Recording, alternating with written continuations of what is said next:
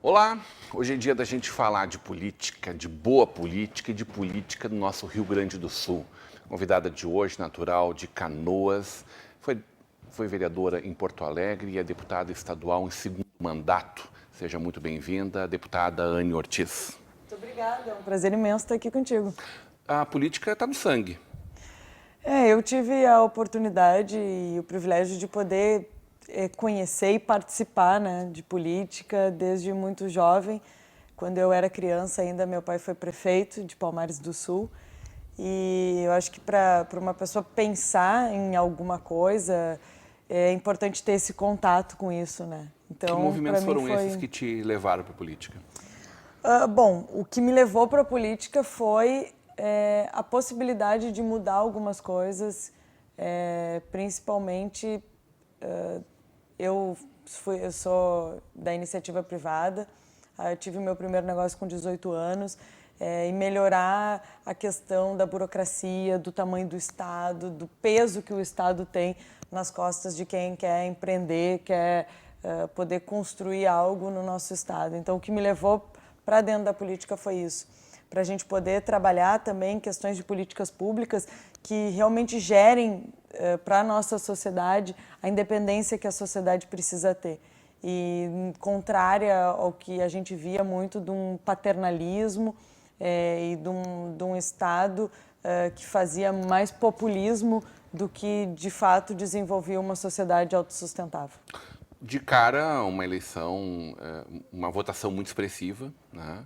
E agora, nesse momento, reeleita deputada estadual com um dos melhores, das deputadas mais bem votadas no Rio Grande do Sul. E um rosto jovem, uma cara nova. Como é ser mulher, jovem, num ambiente que é essencialmente masculino, né? Que vem tendo modificações, evidentemente. Essas cláusulas de barreira, por exemplo, como a gente tem a oportunidade de termos hoje uma cota, né, feminina. Isso é importante como política pública para a ascensão de mais mulheres aos governos? Bom, eu tenho muito orgulho de ser hoje a deputada estadual mais votada do Rio Grande do Sul. Fui vereadora de Porto Alegre também. E sempre as mulheres são a minoria, né? Apesar de ser a maioria na população, então, ainda somos minoria dentro dos parlamentos. Eu cheguei a essa posição e sou a terceira deputada mais votada do Rio Grande do Sul, a mulher mais votada do Estado nessa última eleição. E com certeza isso é fruto de muito trabalho. E mostra que as mulheres têm total competência e aptidão para fazer qualquer coisa, o que elas estiverem dispostas a fazer. Então, eu sempre digo isso, né? Eu cheguei onde cheguei, fiz a votação que fiz, única e exclusivamente por conta do meu trabalho. Eu acho que é isso que a gente tem que fazer hoje. Tem que dar oportunidade para as pessoas para que elas possam mostrar o seu trabalho. E o que é grave, o que não pode acontecer, é uma mulher perder voto ou deixar de ser votada por ser mulher. E eu já ouvi essa frase na rua. Não era minha eleição, era uma eleição de uma candidata a vereadora. Eu estava andando com ela na rua, pedindo voto, enfim, e chegou uma senhora, e isso é sempre importante ressaltar, né? Porque a gente fala muito sobre o machismo, a questão do preconceito, e acha que isso vem só dos homens, mas não, isso também vem por parte das mulheres, infelizmente. E ela pegou o panfletinho e disse assim: ah, não, uma mulher, muito obrigada, não vou votar. Então, eu acho que isso é muito grave, entendeu? Tu pode chegar e dizer assim: olha, Anne, eu não vou votar em ti, porque eu não concordo com o que tu pensa, eu não concordo com a forma que tu atua, eu não concordo com a tua linha de atuação, de trabalho ideológica, mas não porque tu é mulher, não por conta do gênero. Então, isso a gente precisa avançar muito.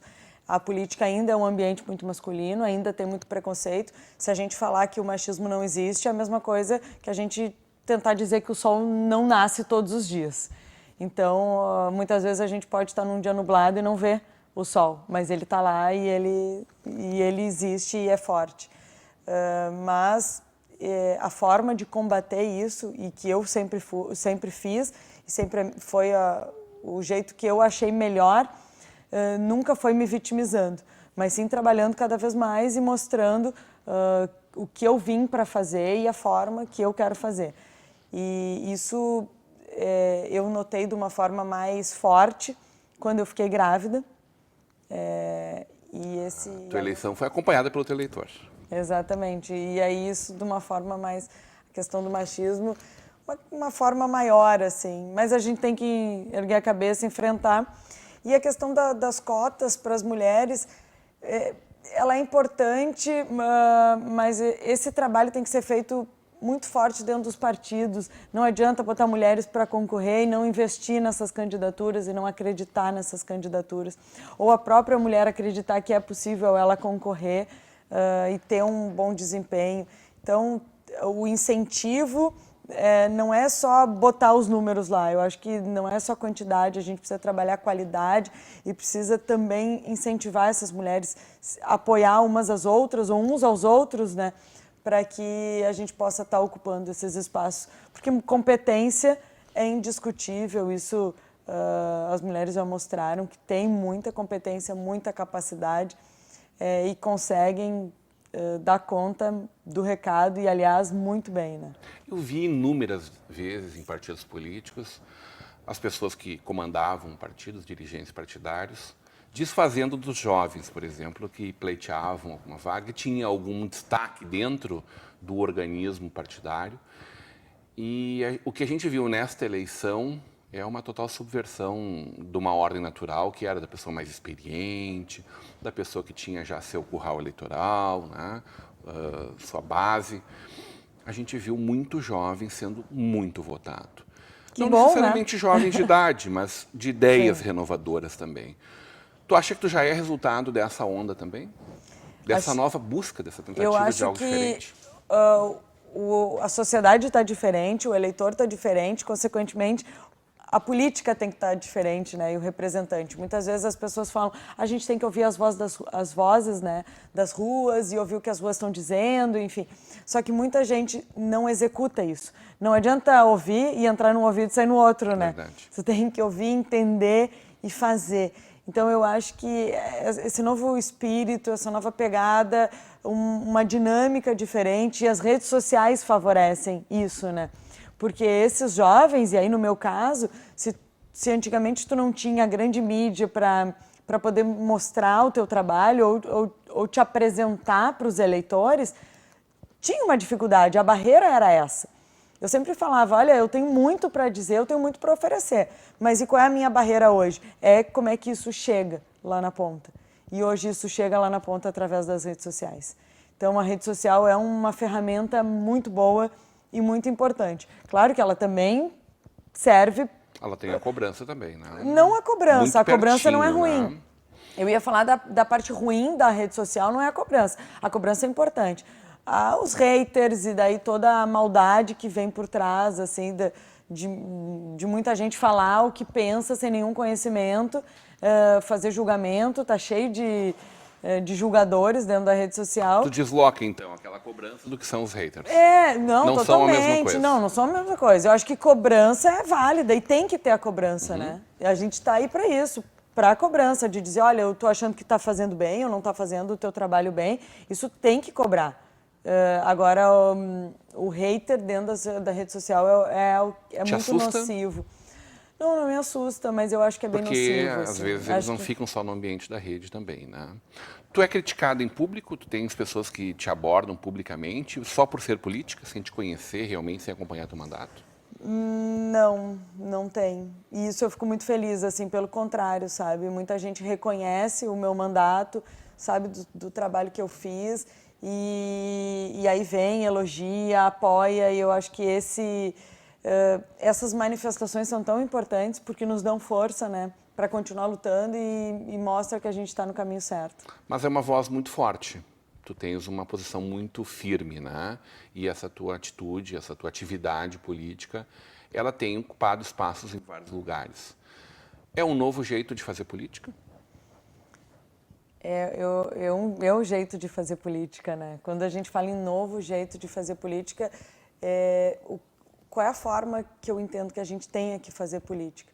Tem que estar conectado com os anseios da nossa sociedade. E por que que nós estamos aqui? Por que que a gente faz política? Eu digo isso todos os dias. Por que que eu estou fazendo política? Quais são os meus objetivos? O que que me trouxe até aqui e o que que vai me conduzir daqui para frente? E a gente nunca se afastar dos nossos princípios. Então, isso é o ponto mais importante. Que tu colocava assim, se tem crítica. Claro que tem crítica a alguns posicionamentos, mas eu sei o que que eu quero e eu sei o que que eu quero através do meu mandato para todos nós, né? Para o futuro do nosso estado. Então, muitas vezes, corporações, eu sou muito criticada pelas corporações, sindicatos, enfim, mas porque a gente tira privilégios, porque a gente combate essas ilhas de privilégios que foram formadas ao longo dos anos, porque eu quero um estado mais enxuto, porque eu quero que a gestão pública seja mais eficiente, e aí sempre vai ter crítica em relação a isso. Mas quando tu está muito certo das tuas convicções, do que tu quer e não deixar se afastar dos teus princípios, acho que essas críticas fazem parte e é natural. Agora, o ataque pessoal é muito grave. A classe política parece descolada, às vezes, da vida real, né? Como é que tu faz para te aproximar disso, da vida real, ouvir os anseios das pessoas e poder traduzir isso em atitudes tuas no nosso parlamento? Tá próximo das pessoas é fundamental, né? Tá próximo, É o que tu tá fazendo exatamente. Circuito aqui na nossa cidade. Né? Exato, e aí tá junto nas bases, visitando as cidades, conhecendo, entendendo a realidade, não fazendo um mandato só de gabinete, mas se aproximando cada vez mais. Hoje eu estou retomando os meus roteiros, né, fora de Porto Alegre.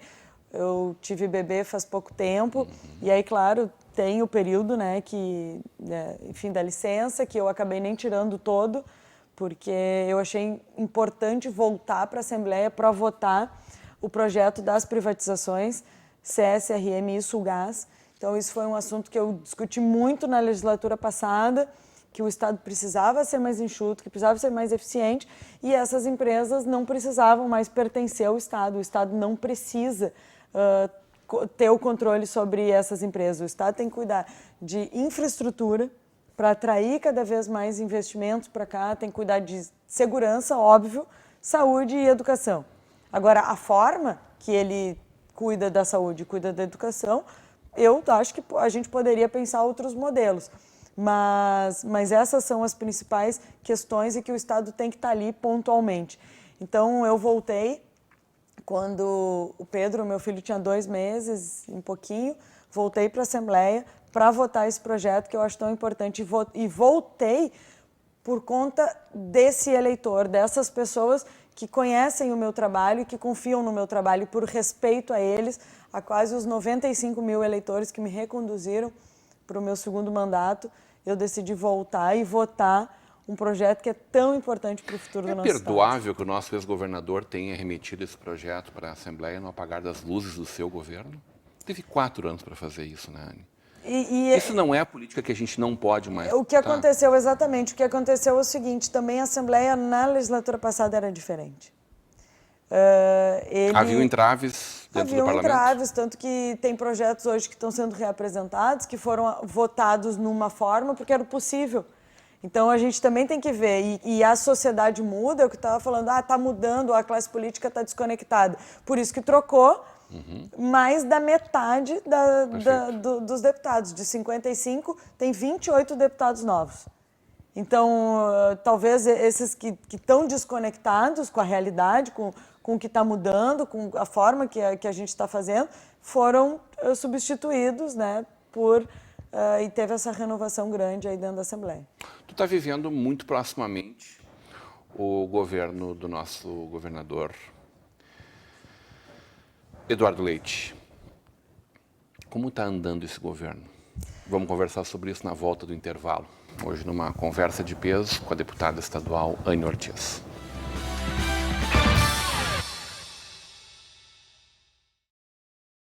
De volta. volta para uma conversa de peso, hoje recebendo a deputada estadual pelo Cidadania, ex-PPS, Anne Ortiz.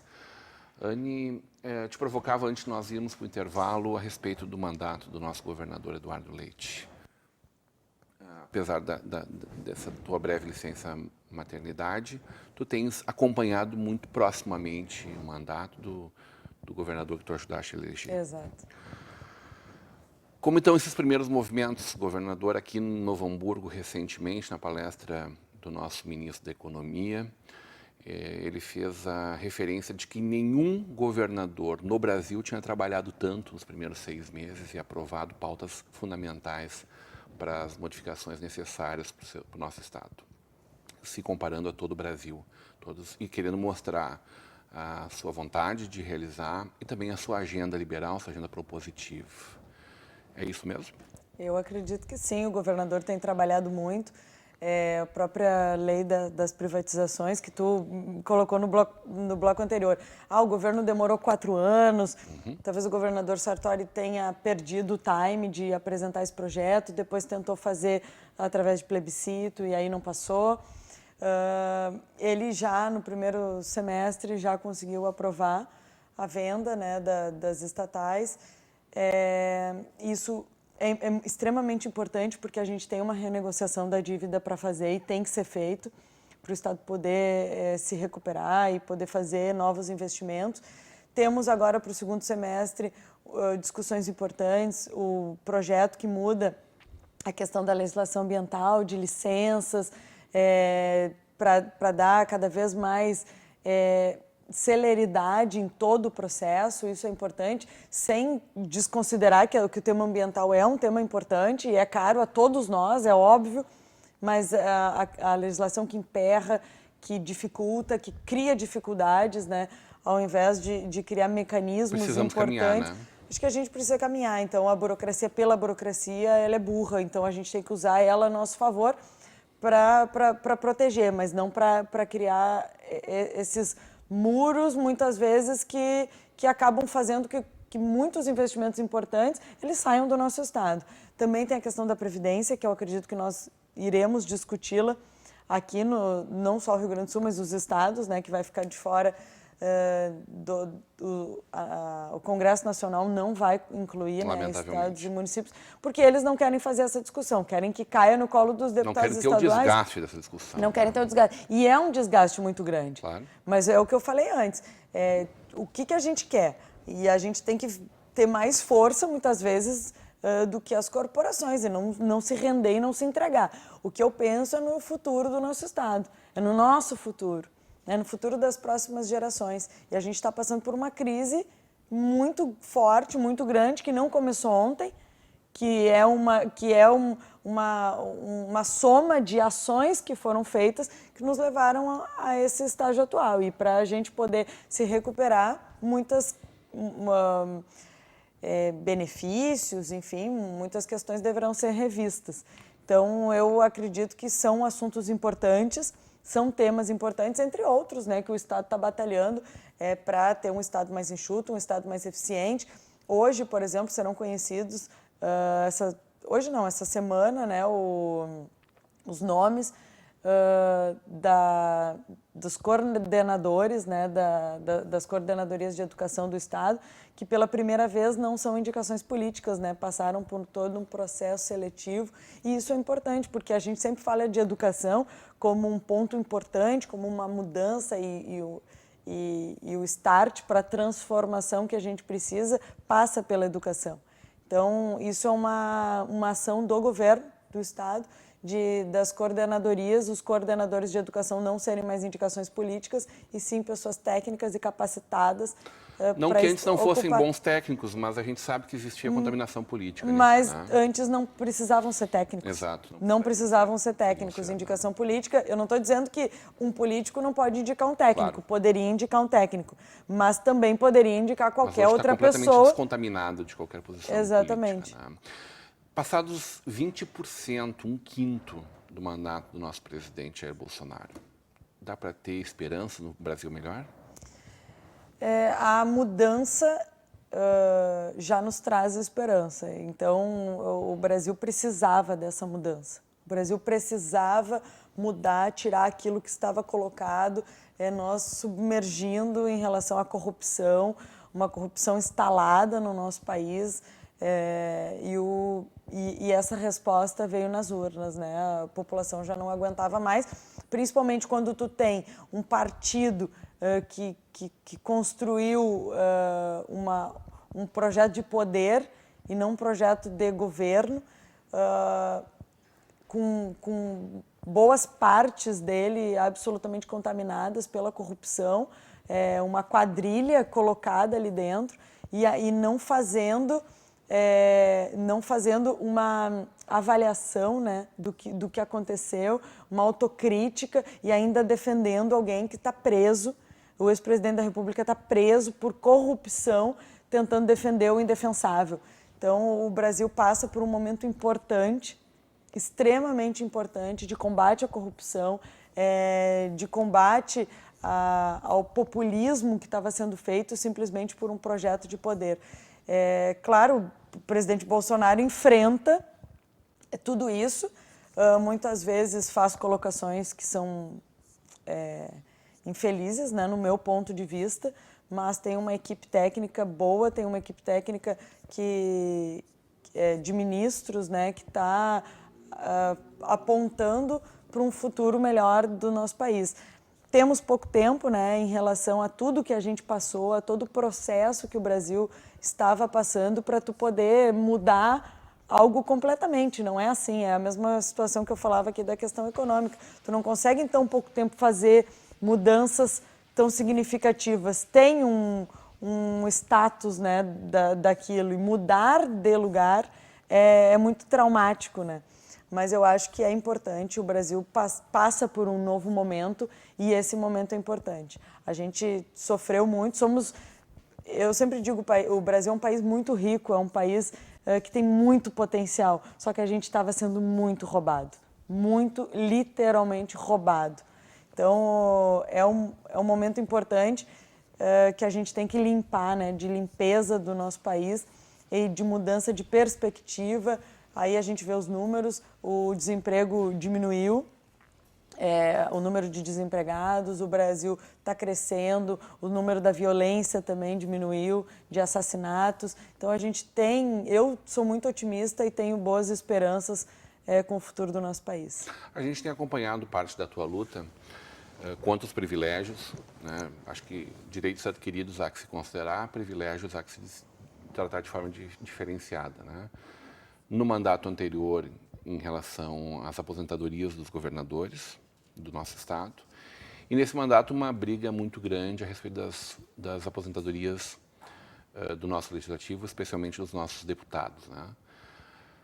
A gente, me parece, tem um longo caminho para percorrer ainda na maturidade política e eu lamento muito que a gente tenha na nossa Previdência, para os funcionários públicos, uma previdência que seja complementar, onde o Estado tem que dar sua contrapartida ainda, né? A gente tem o teto, hoje todo funcionário público tem o teto do INSS, mas os antigos não, né? Mas só tem, os novos. a partir de 2003, né? Mas a gente tem, sobretudo, uma perspectiva diferente a partir de 2003, mas tem ainda a aposentadoria complementar, que é quase a mesma coisa, e que o governo continua tendo que botar um valor em cima disso, né? Quando tu vais conseguir fazer essa mexida nos nossos deputados, né? Mas, sobretudo, quando a gente vai conseguir avançar para falar da nossa Previdência, e aí não é satanizando o funcionário público, muito pelo contrário, acho que tem seu grande valor, enfim, mas trazendo para a vida real. Né? A gente desmontando essas ilhas, né, de privilégios que foram sendo São construídas. Privilégios, né? Né? Não é possível que uma pessoa se aposente com R$1.200, a maior parte das pessoas, a partir de agora, se aposentam com R$1.200, o cálculo é 1.250, 1.240, né? Mas que a gente vai ter um exército de pessoas se aposentando com 15 mil, é a mesma coisa, assim, que acho que tu faz... No judiciário e no legislativo. Faz dois pontos importantes. A questão do direito adquirido e de privilégio. Infelizmente, muitos privilégios acabaram entrando, né, e sendo protegidos pelos direitos, pelo direito adquirido, artigo 5º da nossa Constituição, e eu vou dar um exemplo. Quando eu entrei com o projeto para terminar com a aposentadoria vitalícia dos governadores, nós acabamos esbarrando nisso. O governador ficava 4 anos no mandato, saía do mandato recebendo o teto do desembargador do Tribunal de Justiça para o resto da sua vida, independente da idade que ele tivesse, recebia para o resto da vida e, em caso de morte, né, do ex-governador, deixava esse valor para um dependente. Integral para um dependente. Valor integral, sabe, para alguém da sua família. Então, tem viúvas que recebem até hoje esse valor e, infelizmente, eu não consegui tirar, né? A gente consegue barrar. Daqui para frente, não acontece mais isso. Mas já é uma nova perspectiva. Não, eu também acho que pelo menos tu estancou, né? Isso. E agora a questão da aposentadoria especial para deputados estaduais. Os deputados são eleitos para um cargo temporário. E cargos temporários, na minha opinião, principalmente políticos, não podem ter previsão de aposentadoria. E isso está sendo, inclusive, questionado, esse projeto que criou esse fundo especial, está sendo questionado pela OAB com uma ação direta de inconstitucionalidade, porque justamente por isso.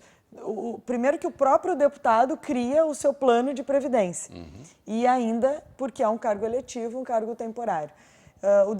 O parlamentar deixa de contribuir com o INSS para poder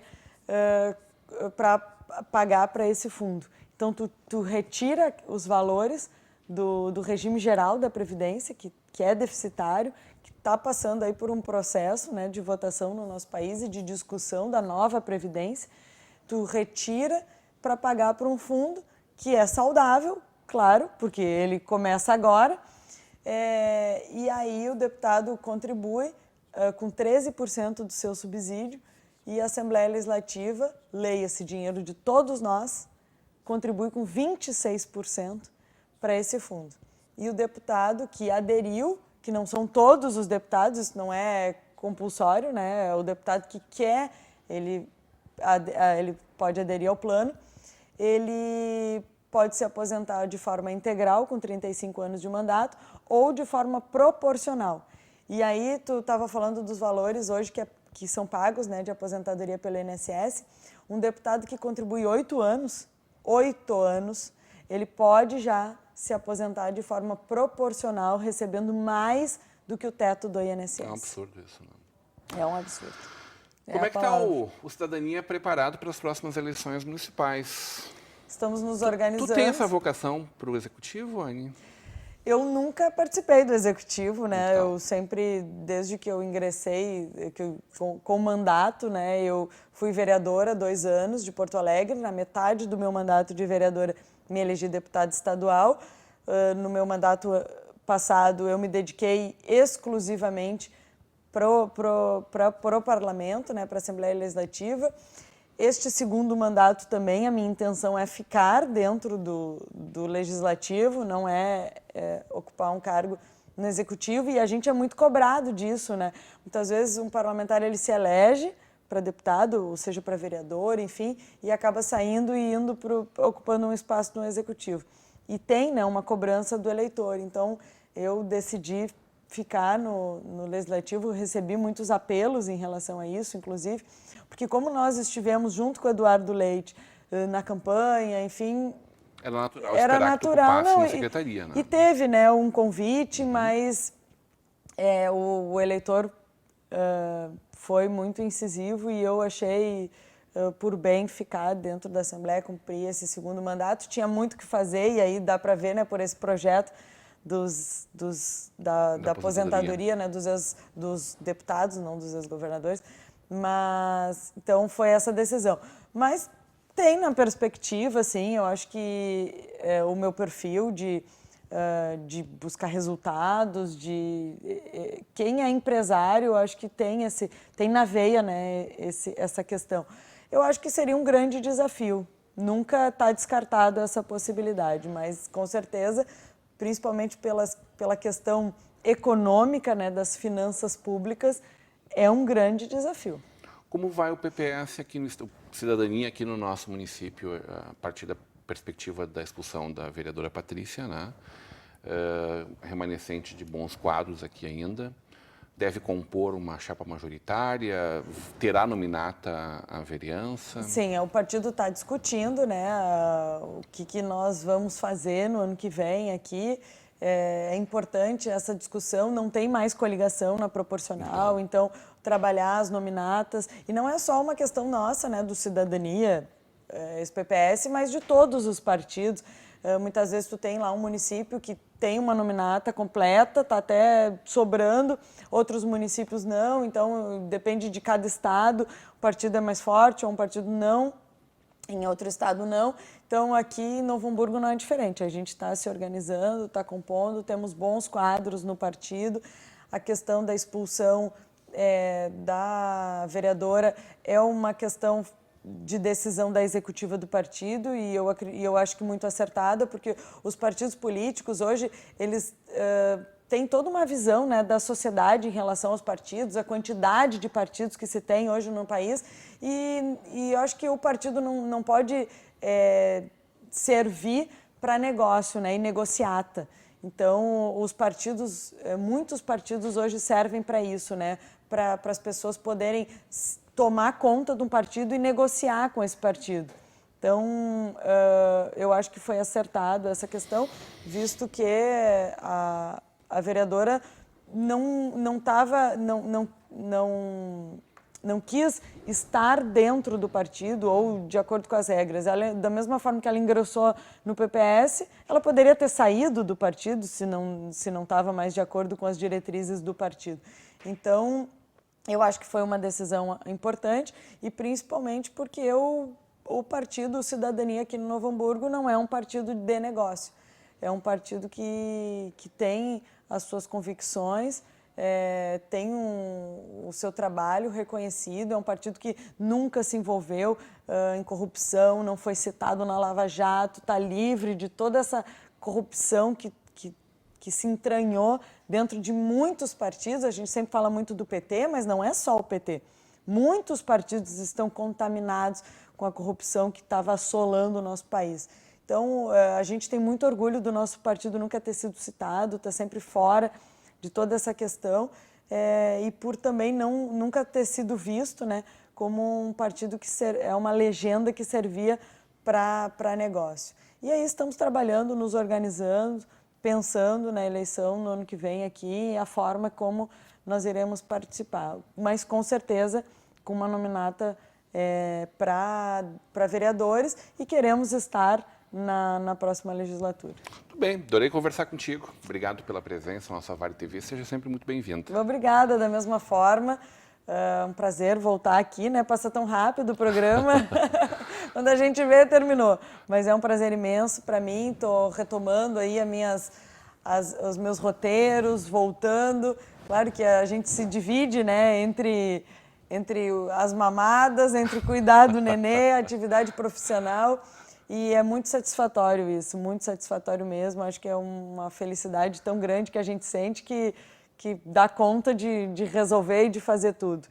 E aí quero voltar com outras pautas, quem sabe já com o projeto aprovado, né? Sem aposentadorias. Já convidei o Kleber para que esteja conosco na bancada do Estação Hamburgo, então logo tua agenda permitir, será um prazer te receber aqui. Com certeza, muito obrigada. Quero deixar aqui o meu grande abraço a todo o Vale dos Sinos, né? E meu muito obrigada pelo reconhecimento que eu tive do meu mandato aqui na região, uma votação muito expressiva em Novo Hamburgo e na região. E eu digo sempre, eu gosto de agradecer com muito trabalho, né? Hoje, numa conversa de peso com a nossa deputada estadual, Anne Ortiz. Continue agora com a programação da nossa Vale TV, da nossa rede comunidade de televisão.